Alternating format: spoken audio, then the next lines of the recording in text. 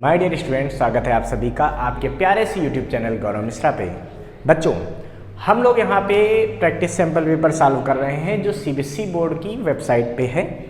तो देखिए बच्चों, क्वेश्चन नंबर 29 का और पार्ट सॉल्व करते हैं। 29 का और पार्ट ये है कि give reason a radiation of wavelength lambda is less than lambda threshold incident on a metal sphere placed on an insulated stand results in the emission of photoelectrons for some time and then stops. B. In the photoelectric experiment apparatus containing the collector and the emitter plates, a saturated photoelectron current is observed if an external electric field is applied in the direction opposite to the motion of the photoelectrons. What is the change observed in each of the following? Give reason. First, the saturation value of photocurrent. Second, the kinetic energy of the photoelectrons striking the collector plate. तो देखिए बच्चों, यहाँ पे हमसे कह रहे हैं कि एक कंडक्टिंग जो है कोई स्फीयर है, ठीक है, किसी कंडक्टर का है, मेटल का है, और इसको हमने इंसुलेटेड स्टैंड पर रखा है। किस पे रखा है? इंसुलेटेड स्टैंड, ठीक है, मतलब नीचे से कहीं से कोई कंडक्शन नहीं होगा, ये स्फीयर रखा हुआ है। और कह रहे हैं इस पर लाइट डाली जाती है। क्या डाली जा रही है बच्चों? लाइट डाली जा रही है, ठीक है। कौन सी लाइट डाली जा रही है? ऐसी लाइट डाली जा रही है जिसकी जो वेवलेंथ है लाइट की वो थ्रेशोल्ड वेवलेंथ से कम है, ठीक है। तो क्या होगा बच्चों? हमको पता है कि थ्रेशोल्ड वेवलेंथ होती क्या है। थ्रेशोल्ड वेवलेंथ क्या होती बताओ? द मैक्सिमम वेवलेंथ, ये क्या होती है? मैक्सिमम वेवलेंथ होती है up to which photo electron can emitted from the given metal. इससे ज्यादा वेवलेंथ की लाइट डालोगे तो फोटो इलेक्ट्रिक इफेक्ट नहीं होगा, मतलब फोटो इलेक्ट्रॉन नहीं निकलेंगे। तो उन्होंने कहा जो लाइट डालते हैं उसकी वेवलेंथ थ्रेशोल्ड से कम है, इसका मतलब इससे फोटो इलेक्ट्रॉन निकलेंगे। अब क्वेश्चन ये कह रहा है कि कुछ देर तक फोटो इलेक्ट्रॉन निकलते हैं, ठीक है, उसके बाद फोटो इलेक्ट्रॉन का इमिशन स्टॉप हो जाता है। क्यों? तो भाई देखिए, जब लाइट पड़ेगी तो इससे फोटो इलेक्ट्रॉन निकलेंगे, बिल्कुल निकलेंगे। ये इलेक्ट्रॉन निकलने मान लीजिए शुरू हो गए, ठीक है। इलेक्ट्रॉन कौन से निकलते हैं? सोचो, फोटो इलेक्ट्रिक इफेक्ट में जो इलेक्ट्रॉन निकलते हैं कौन से निकलते हैं? तो बच्चों, ये वो इलेक्ट्रॉन निकलते हैं जो वैलेंस बैंड में होते हैं। जो कहाँ होते हैं? वैलेंस बैंड में। तो वैलेंस बैंड का मतलब क्या होता है? वैलेंस बैंड मतलब आउटर मोस्ट सेल। तो आउटर मोस्ट सेल के इलेक्ट्रॉन निकलते हैं, ठीक है। अब आउटर मोस्ट सेल के जब सारे इलेक्ट्रॉन निकल जाएंगे, वैलेंस बैंड के सारे इलेक्ट्रॉन बाहर हो जाएंगे, तो उसके बाद इलेक्ट्रॉनों का इमिशन स्टॉप हो जाएगा। क्यों? क्योंकि जो अंदर इलेक्ट्रॉन होते हैं वो बहुत टाइटली हेल्ड होते हैं न्यूक्लियस से, ठीक है। सपोज करो यहाँ हम कहते हैं कि आपने ये सीजियम मेटल का यूज कर लिया, सीजियम। सीजियम की अगर आप बात कीजिए, ठीक है, तो इसका एटॉमिक नंबर कितना होता है? 55। इसका कॉन्फ़िगरेशन कितना होता है? 5p6 6s1। इसका मतलब इसके वैलेंस सेल में कितना इलेक्ट्रॉन है बच्चों? 1। अब 1 इलेक्ट्रॉन है तो जब भाई सबके 6s1 वाले जो सारे 1 इलेक्ट्रॉन निकल जाएंगे, ये सारा वैलेंस इलेक्ट्रॉन निकल जाएगा, तो उसके बाद अंदर वाले इलेक्ट्रॉनों को थोड़ी ना निकाल पाएगी लाइट। क्यों? क्योंकि जो अंदर वाले इलेक्ट्रॉन होते हैं, इनर इलेक्ट्रॉन होते हैं, वो तो टाइटली हेल्ड होते हैं। इसका मतलब फोटो इलेक्ट्रिक केवल होता है तो केवल वही इलेक्ट्रॉन बाहर निकलते हैं जो वैलेंस सेल में होते हैं, ठीक है। तो जब किसी मेटल के स्फीयर से सारे वैलेंस सेल के इलेक्ट्रॉन निकल जाएंगे तो फिर अंदर वाले इलेक्ट्रॉन थोड़े निकल नहीं पाएंगे। इसका मतलब ये हुआ कि फिर फोटो इलेक्ट्रिक इफेक्ट रुक जाएगा। तो इसीलिए अगर हम किसी स्फीयर पर लाइट डालेंगे जिसका वेवलेंथ थ्रेशोल्ड वेवलेंथ से कम है उस गिवन मेटल के लिए, तो कुछ देर तक इलेक्ट्रॉन निकलेंगे। उसके बाद जब सारे वैलेंस सेल के इलेक्ट्रॉन खत्म हो जाएंगे तो इलेक्ट्रॉनों का इमिशन बंद हो जाएगा, स्टॉप हो जाएगा, ठीक है। इसको फटाफट नोट कर लीजिए। तो देखिए बच्चों, इसके बी पार्ट में हमसे कह रहे हैं कि यहाँ पे कुछ ऐसा एक्सपेरिमेंट है, ठीक है, बना हुआ है। ये फोटो सेंसिटिव मेटल लगा हुआ है जिस पे लाइट डाली जा रही है। यहाँ से क्या डाली जा रही है बच्चों? लाइट डाली जा रही है। और इस लाइट की जो वेवलेंथ है वो मतलब इतनी सफिशिएंट है, इसकी फ्रीक्वेंसी इतनी सफिशिएंट है कि यहाँ से फोटो इलेक्ट्रॉन निकल रहे होंगे। और यहाँ सैचुरेशन करंट हो रही है बच्चों। सर्किट में कैसी करंट है? फोटो इलेक्ट्रिक करंट, सैचुरेशन, पता है ना। जब किसी मेटल पे एक मिनिमम फ्रीक्वेंसी से ज़्यादा फ्रीक्वेंसी की लाइट इंसिडेंट होती है तो मेटल से फोटो इलेक्ट्रॉन निकलते हैं। जिस मेटल से फोटो इलेक्ट्रॉन निकलते हैं ऐसी मेटल को फोटो सेंसिटिव मेटल कहते हैं। ये लाइट के पड़ने से इलेक्ट्रॉन दे देती हैं। और जिस प्लेट से इलेक्ट्रॉन निकलते हैं इस प्लेट को इमिटर प्लेट और इसको कलेक्टर प्लेट बोलते हैं। ये पॉजिटिव चार्ज है प्लेट, ये निगेटिव होती है ना। अच्छा, अब जरा सोचिए बच्चों, बात यहाँ पे ये है, इन्होंने कहा कि जब यहाँ सैचुरेशन करंट हो रही होगी, सैचुरेशन करंट समझते हो, मैक्सिमम करंट, मैक्सिमम करंट कब मिलेगी? जैसे यहाँ पे जितने भी इलेक्ट्रॉन निकले वो सारे के सारे यहाँ पर सेकेंड पहुंच जाए। मतलब एक सेकंड में अगर इस प्लेट से 1000 इलेक्ट्रॉन निकल रहे हैं, सपोज कर लो, तो इसमें एक सेकंड में 1000 इलेक्ट्रॉन ही मिल जाए, तो इसको बोलते हैं सैचुरेशन करंट। इस सिचुएशन को क्यों? अब कोई भी इलेक्ट्रॉन इधर उधर जा नहीं रहा, अब कितना भी वोल्टेज यहां बढ़ा दो बट यहां पे पहुंचने वाले इलेक्ट्रॉनों के नंबर पे कोई फर्क नहीं पड़ेगा। जब इलेक्ट्रॉन नहीं बढ़ेंगे तो यहां पे क्या होगा कि करंट नहीं बढ़ेगी। इसका मतलब ये सैचुरेशन करंट में कुछ ऐसा सीन बनता है कि जैसे जैसे वोल्टेज बढ़ाते हो करंट बढ़ती है। एक वोल्टेज ऐसा आता है जिस पर करंट क्या हो जाती है? मैक्सिमम हो जाती है। इसको बोलते हैं सैचुरेशन करंट। ठीक है, अच्छा, ये करंट है वाई एक्सिस पे, इधर है वोल्टेज, वोल्टेज बढ़ाते जाओ बट सैचुरेशन करंट मैक्सिमम हो जाती है। अब क्या कह रहे हैं बच्चों कि अगर यहां प्लेटों के बीच में जिधर इलेक्ट्रॉन चल रहे हैं उनके अपोजिट में एक एक्सटर्नल फील्ड लगा दें, मतलब वो बोल रहे हैं कि इलेक्ट्रिक फील्ड एक अप्लाई कर दीजिए। किधर अप्लाई कीजिए? इस साइड। ये इलेक्ट्रिक फील्ड आप अप्लाई कर दीजिए। देखो ये इलेक्ट्रिक फील्ड आप अप्लाई कर दीजिए। तो कह रहे इलेक्ट्रिक फील्ड को जब हम एक्सटर्नल वाली को अप्लाई करते हैं तो बताओ फोटो इलेक्ट्रिक करंट पे क्या फर्क पड़ेगा? तो भाई ध्यान रखो कि जब इलेक्ट्रिक फील्ड को आप बढ़ा देते हो, यहां पे लाते हो, तो फोटो इलेक्ट्रिक करंट पे क्या फर्क पड़ेगा?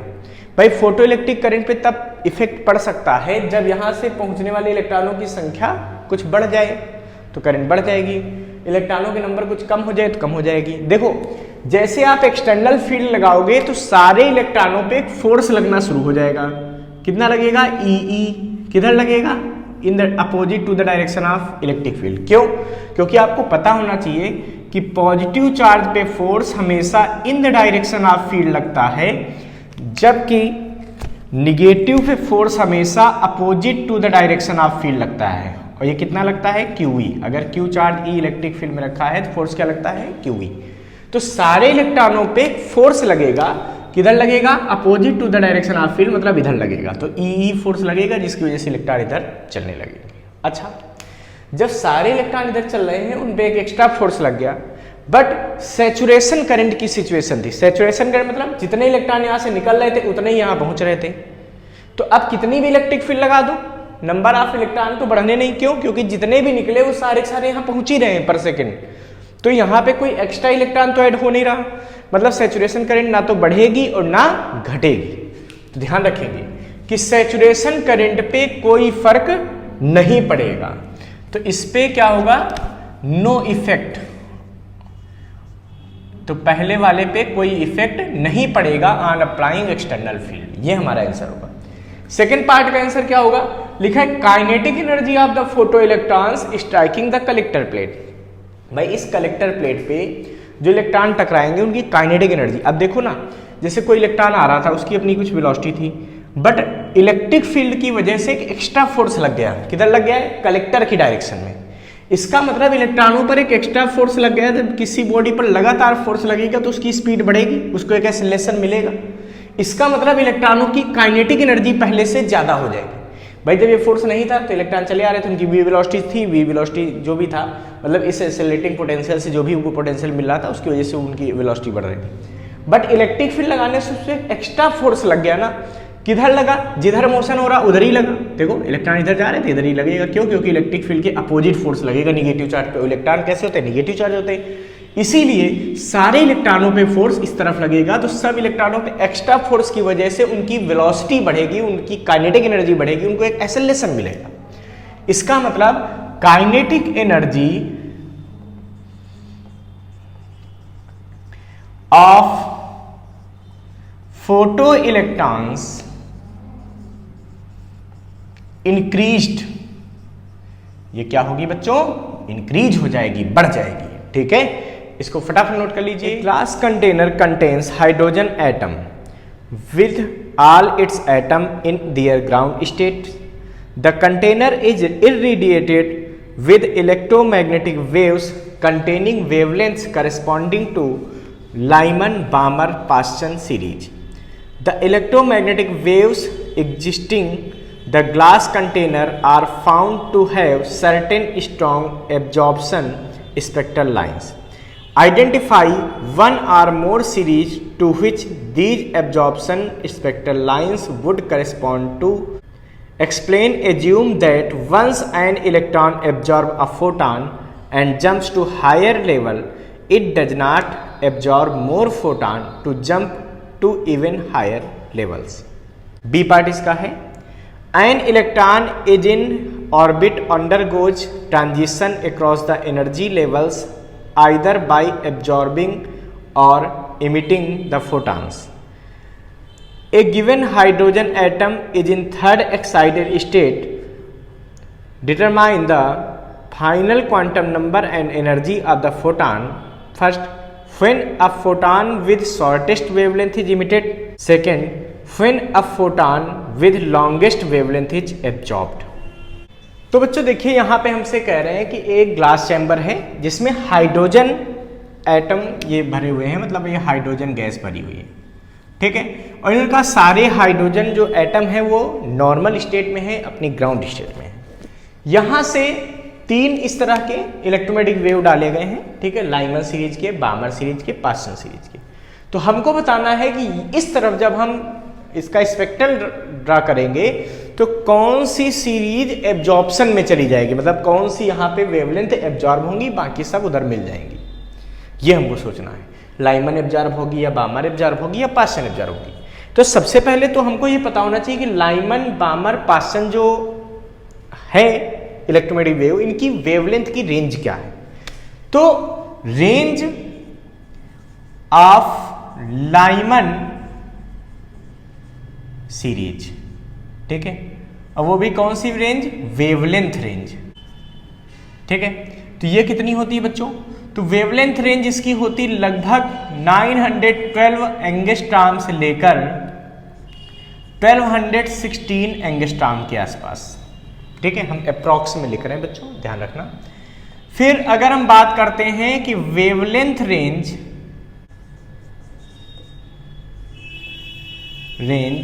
ऑफ बामर सीरीज क्या होती है भाई? तो बामर सीरीज की जो वेवलेंथ रेंज होती है ये होती है अप्रॉक्स 3646 एंगस्ट्रॉम टू, ठीक है, ये लगभग होती है बच्चों 65-66 एंगस्ट्रॉम तक। अप्रॉक्स में लिख रहा हूं, इसको एग्जैक्ट नहीं समझेंगे, लेकिन लगभग ऐसे ही कुछ होती है, मतलब ये विजिबल रेंज में आती है। फिर अगर हम बात करेंगे कि वेवलेंथ रेंज, ठीक है, ऑफ पास्सन सीरीज, 3 वेवलेंथ है ना, पास्सन series,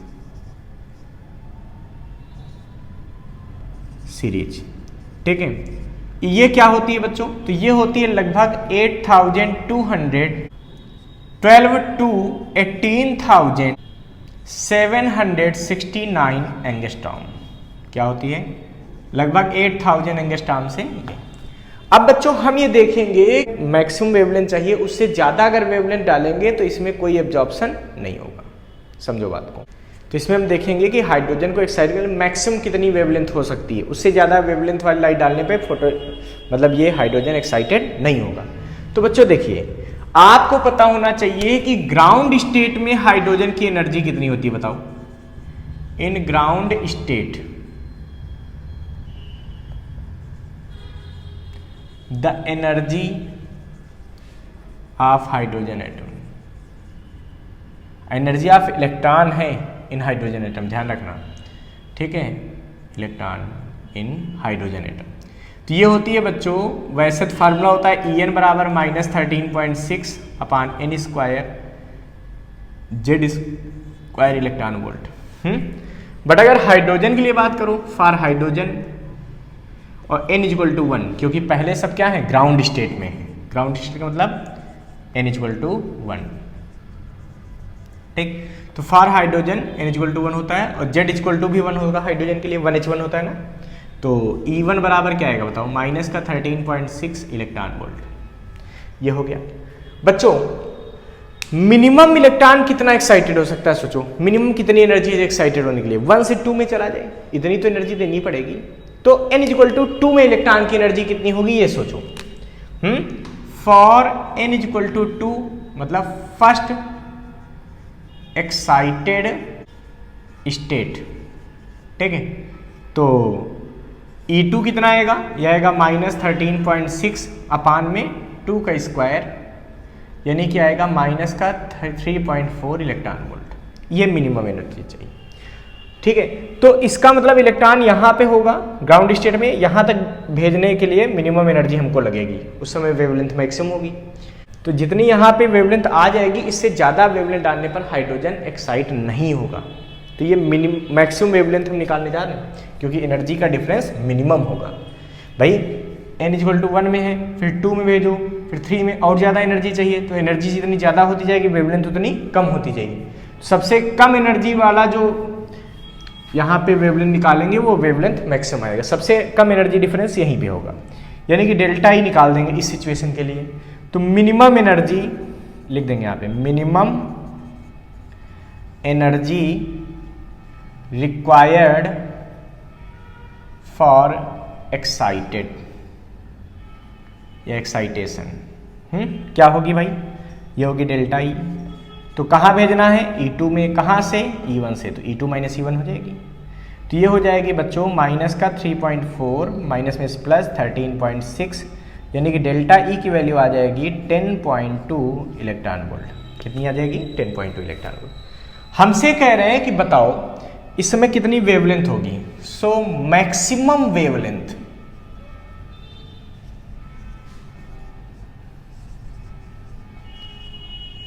of electromagnetic wave for excitation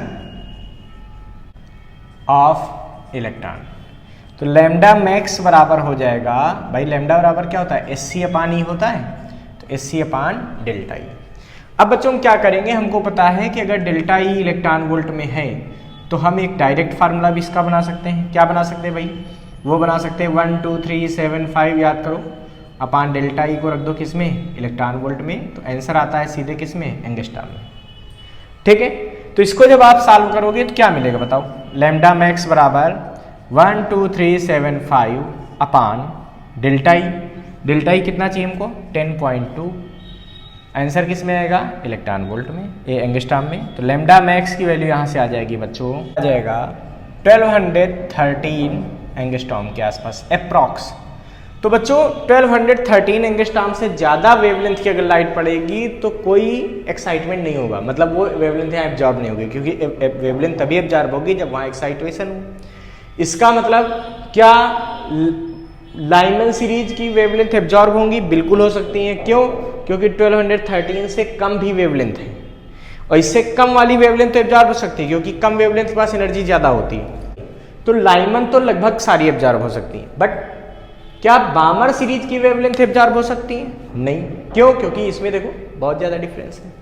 तो भाई मैक्सिमम यहाँ तक एब्जॉर्ब हो सकती है कितनी, ये तो 3600 शुरू ही हो रही, मतलब ये एब्जॉर्ब नहीं हो सकती, एब्जॉर्ब नहीं। सो एब्जॉर्प्शन स्पेक्ट्रम में केवल हमको लाइमन सीरीज मिलेगी। हमको कौन सीरीज मिलेगी बच्चों, लाइमन सीरीज मिलेगी। कहाँ पे, एब्जॉर्प्शन स्पेक्ट्रम में। इसको फटाफट नोट कर लीजिए। तो देखिए बच्चों, इस क्वेश्चन में हमसे दिया है कि एक हाइड्रोजन एटम है, ठीक है, जो कि थर्ड एक्साइटेड स्टेट में है।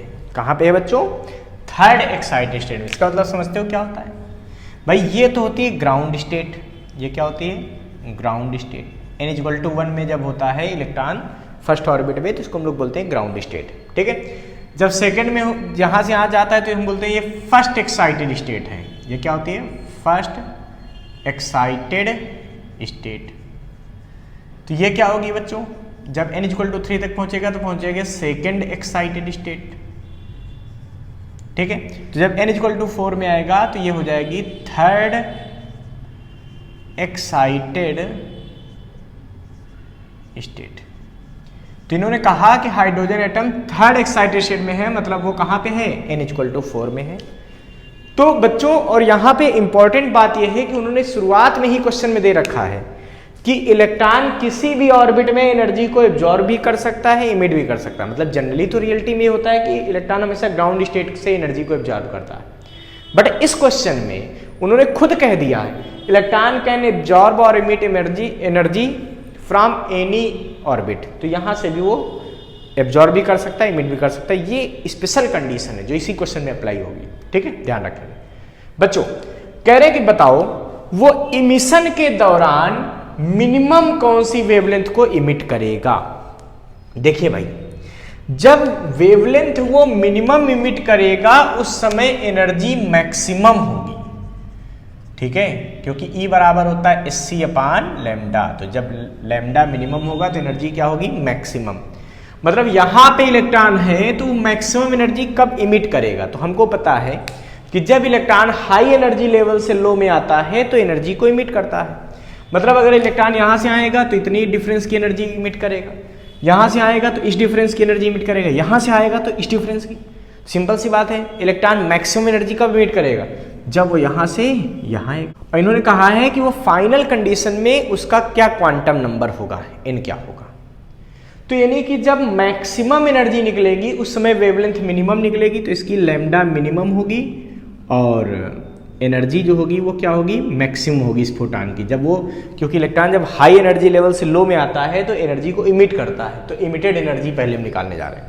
तो मैक्सिमम कब होगी? जब इलेक्ट्रॉन थर्ड एक्साइटेड स्टेट यानी कि n=4 से कहां आएगा? n=1 में आएगा। मतलब थर्ड एक्साइटेड स्टेट का मतलब n=4 होता है। ये बात तुमको पहले तो कंफर्म होनी चाहिए।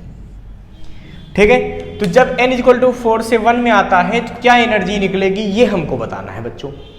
तो देखिए बच्चों, आपको पता है फोर्थ एनर्जी लेवल में जब इलेक्ट्रॉन था तो उसकी एनर्जी कितनी थी बताओ।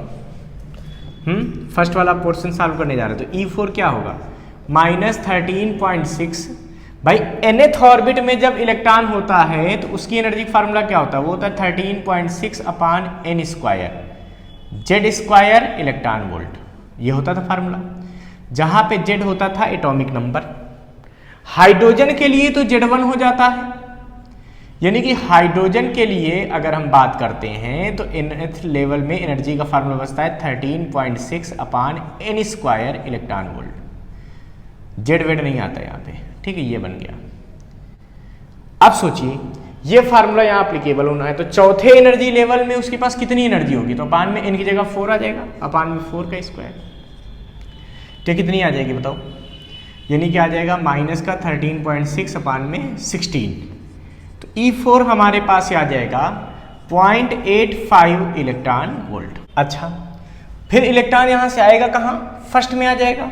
तो फाइनल जहां वो आएगा वहां पे उसका जो है क्या एनर्जी होगी जरा बताओ? E1 final energy. तो ये हो जाएगी तुम्हारे पास कितनी? -13.6 अपान में 1 का स्क्वायर। तो इसको जब सॉल्व करोगे तो -13.6 इलेक्ट्रॉन वोल्ट। देखो फोर्थ की एनर्जी आई है -8.5 इलेक्ट्रॉन वोल्ट। ठीक है, और फर्स्ट की आई है -13.6 इलेक्ट्रॉन वोल्ट। तो जब 4 से वो 1 में आएगा तो कितनी एनर्जी इमिट करेगा? सो इमिटेड एनर्जी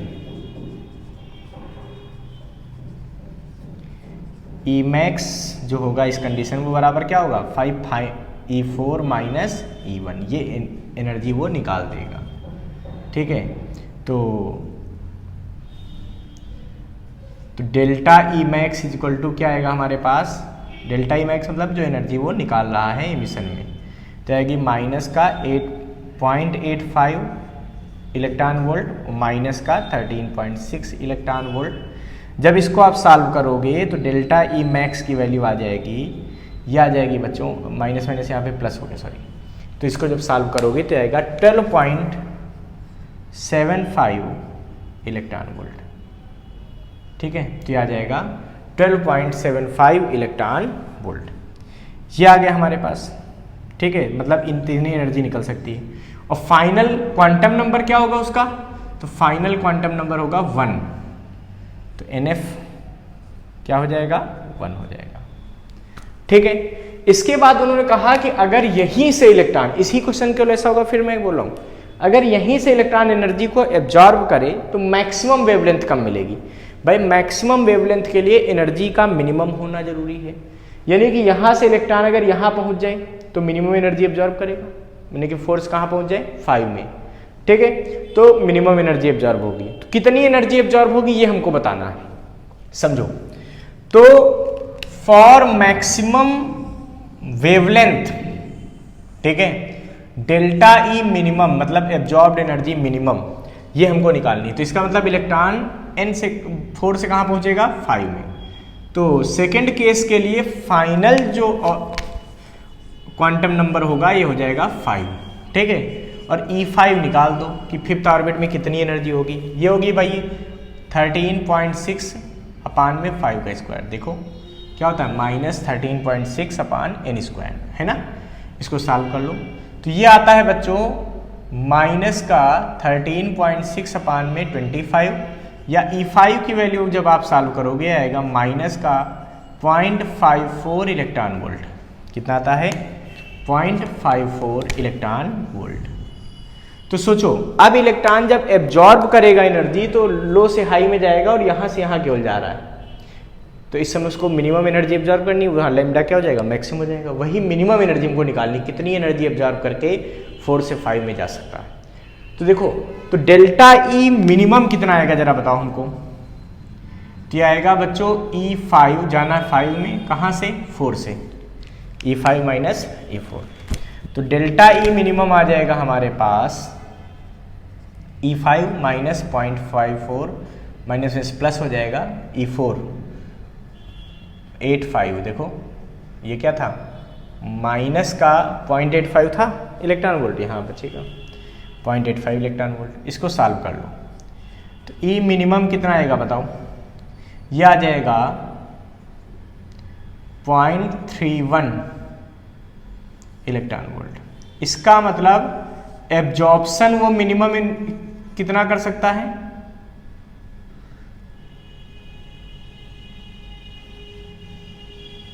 वो कर सकता है 0.31 इलेक्ट्रॉन वोल्ट।